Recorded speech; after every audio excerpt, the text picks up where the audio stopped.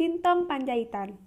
Letnan Jenderal TNI Sintong Hamonangan Panjaitan atau biasa dikenal sebagai Sintong Panjaitan, kelahiran Sumatera Utara 4 September 1940, adalah seorang purnawirawan TNI lulusan Akademi Militer Nasional tahun 1963. Penasehat Militer Presiden B.J. Habibie, Sekretaris Pengendalian Operasional Pembangunan, Pangdam 9 Udayana, dan Jan Kopassus. Pencopotan jabatannya untuk Pangdam akhir suatu peristiwa insiden Dili di pemakaman Santa Cruz 11 November 1991 banyak dianggap sebagai awal dari kemunduran karirnya di bidang militer sebelum beliau menjadi purnawirawan dengan pangkat Letnan Jenderal. Sintong dilahirkan di Tarutung, anak ketujuh dari 11 bersaudara.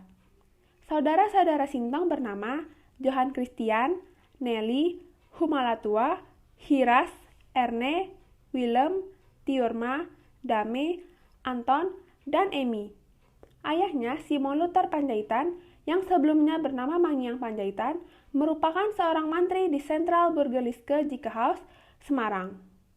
Ibunya, Elina Siahaan, adalah putri dari seorang raja di Aik Nauli, Raja Ongpo Joseph Siahaan. Kedua orang tua Sintong menikah di Semarang pada tahun 1925.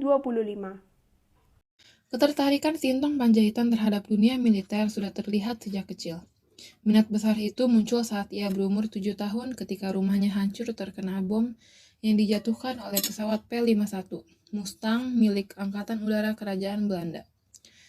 Rumahnya memang berdekatan dengan sebuah tangsi tentara RI. Sejak peristiwa itu, Sintong pun bercita-cita menjadi penerbang pesawat tempur. Sintong Panjaitan mulai memanggul senjata ketika masih duduk di bangku SMA dan bergabung dengan Pemerintah Revolusioner Republik Indonesia atau PRRI di Sumatera Utara. Saat terjadi pemberontakan PRRI, Sintong Panjaitan dilatih kemiliteran selama 3 bulan oleh anak buah Kolonel Maludin Simbolon. Kendati pernah bergabung dengan PRRI, Sintong tidak pernah ikut bertempur di pihak pemberontak. Sebab, ketika pasukan pemerintah pusat melancarkan operasi militer di Sumatera, ia harus menunggui ayahnya yang sedang sakit keras, yang kemudian meninggal dunia. Dalam operasi militer tersebut, pemerintah pusat mengirim peleton RPKAD yang dipimpin oleh Letnan LB Murdani. Sedangkan pihak PRRI dikomandani oleh Kapten Fritz Huta Barat. Dalam pertempuran sengit yang terjadi di Pematang Siantar itu, PRRI menderita banyak korban jiwa. 6 orang teman sekelas Sintong di SMA, termasuk teman karibnya, Pintoa Panjaitan juga tewas dalam pertempuran. Di kemudian hari, diketahui bahwa seorang anggota RPKAD yang ikut serta dalam pertempuran tersebut menjadi anggota Peleton 1 Kompi Tanjung atau Yon 3 RPKAD di bawah pimpinan Sintong Panjaitan dalam penumpasan G30S pada G30S pada tahun 1965. Sebagai remaja yang memiliki ketertarikan tinggi terhadap dunia militer, setelah lulus SMA pada tahun 1959, Sintong Panjaitan pun mendaftar untuk menjadi prajurit. Akan tetapi, yang ia pilih saat itu bukanlah Akademi Militer Nasional atau AMN, melainkan Akademi Angkatan Udara atau AAU. Ia mengikuti tes AAU pada akhir tahun 1959. Di antara pelamar dari Aceh, Sumatera Utara, dan Sumatera Barat, hanya 4 orang yang dinyatakan lulus ketika itu. Sintong merupakan salah satunya. Kemudian, tes lanjutan Pantukhir atau pantauan akhir dilangsungkan di ibu kota Jakarta. Meskipun Sintong dinyatakan lulus, namun Dr. Auri memberi syarat kepadanya agar amandel yang dideritanya segera diambil sebagai persyaratan kesehatan. Namun Sintong Panjaitan merasa tidak puas dengan hasil pemeriksaan yang dilakukan oleh Dr. Auri tersebut, sebab ia merasa sangat sehat dan siap untuk mengikuti pendidikan. Lalu ia pergi ke Mabes Auri di Tanah Abang untuk menghadap KSAU Surya Dharma. Akan tetapi, kedatangannya ditolak oleh piket penjaga depan. Begitu pula dengan kedatangannya untuk kedua kalinya. Ia tetap tidak diizinkan menemui KSAU. Akan tetapi, Sintong tidak menyerah. Ia kembali mendatangi Mabes Auri untuk ketiga kalinya dan mengatakan bahwa dirinya merupakan calon kadet penerbang Auri. Akhirnya, perwira jaga menghadapkan Sintong kepada KSAU yang menerimanya dengan simpatik.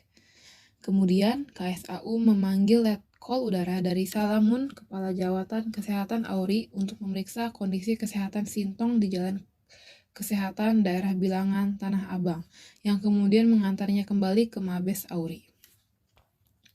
Setelah bertemu KSAU Surya Dharma untuk kedua kalinya, Sintong dijanjikan akan dipanggil tetapi setelah ia melakukan operasi Amandel.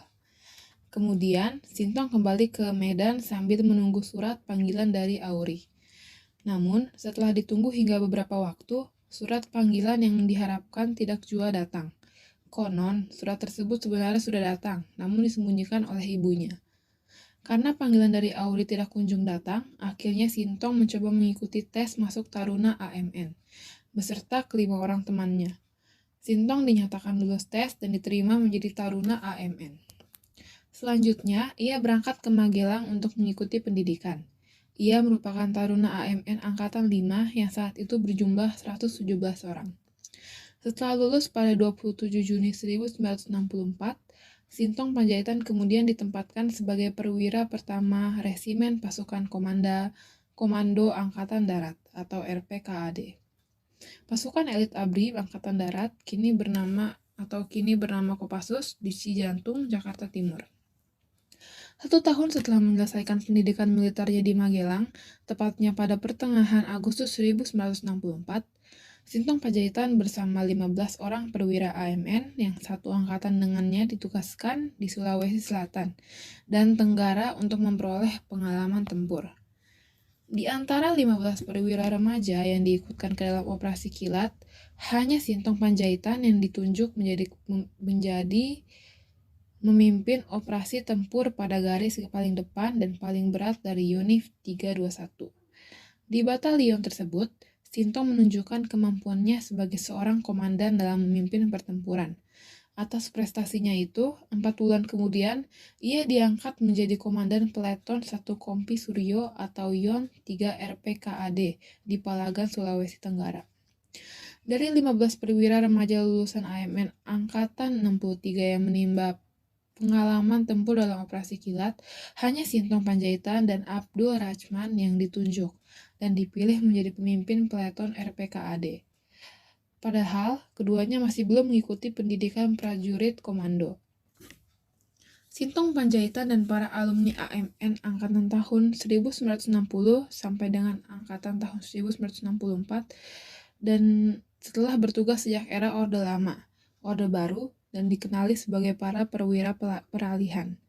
Seiring berjalannya waktu, di antara para alumni AMN tersebut, hanya 2 orang yang masih aktif berkecimpung dalam bidang pertahanan keamanan pada masa reformasi, yaitu Jenderal TNI Purn Faisal Tanjung yang menjabat sebagai Menko Polkam RI dan Letjen TNI Purn Sintong Panjaitan yang menjabat sebagai Penasihat Presiden RI bidang Hankam. Mahaputra Utama. Selama menjalani karirnya dalam bidang militer, Sintong Panjaitan mendapatkan sejumlah tanda jasa. Di antaranya, yang pertama, Bintang Mahaputra Utama pada 6 Agustus 1998. Yang kedua, Bintang Sakti pada 28 Maret 1981. Yang ketiga, Bintang Kartika Eka Paksi Pratama. Yang keempat, Bintang Kartika Eka Paksi Neraraya. Yang kelima, Satya Lencana Kesetiaan 24 tahun. Yang keenam, Satya Lencana GOM 4. Yang ketujuh, Satya Lencana Wiradharma. Yang kedelapan, Satya Lencana Dwidaya Sista. Yang kesembilan, Satya Lencana Penegak. Yang ke-10, Satya Lencana GOM 8 Dharmapala. Yang ke-11, Satya Lencana GOM 9 Raksaka Dharma. Yang ke-12, Satya Lencana Pepera. Yang ke-13, Satya Lencana Sejora. Dalam buku ini, Sintong mengisahkan kiprahnya selama berdinas di militer, termasuk saat masa peralihan pemerintahan dari Presiden Soeharto ke Presiden B.J. Habibie, dengan peran aktifnya dalam upaya mengembalikan ABRI ke fungsi militer profesional. Di Korps Baret Merah, Sintong banyak mendidik angkatan muda, antara lain Hendro Priyono, Agung Gumelar, Luhut Panjaitan, dan Prabowo Subianto. Sebagai prajurit, Sintong telah mendapat kepercayaan untuk memimpin sejumlah operasi militer seperti Operasi Woyla, Operasi Kilat di Sulawesi Selatan dan Tenggara, serta sejumlah operasi di Irian Barat. Sintong juga membeberkan bahwa buku ini benar-benar ditunjukkan untuk memberikan pelajaran bagi semua pihak, agar apa yang telah terjadi di masa lalu tidak terjadi lagi di masa yang akan mendatang. Melalui Sintong Panjaitan, ada beberapa hal yang dapat kita teladani dan dapat kita jadikan sebagai motivasi. Seperti berani dalam membela dan menyampaikan suatu kebenaran, berjiwa nasionalisme, loyal, tabah, dan pantang menyerah bahkan dalam berbagai situasi sulit sekalipun.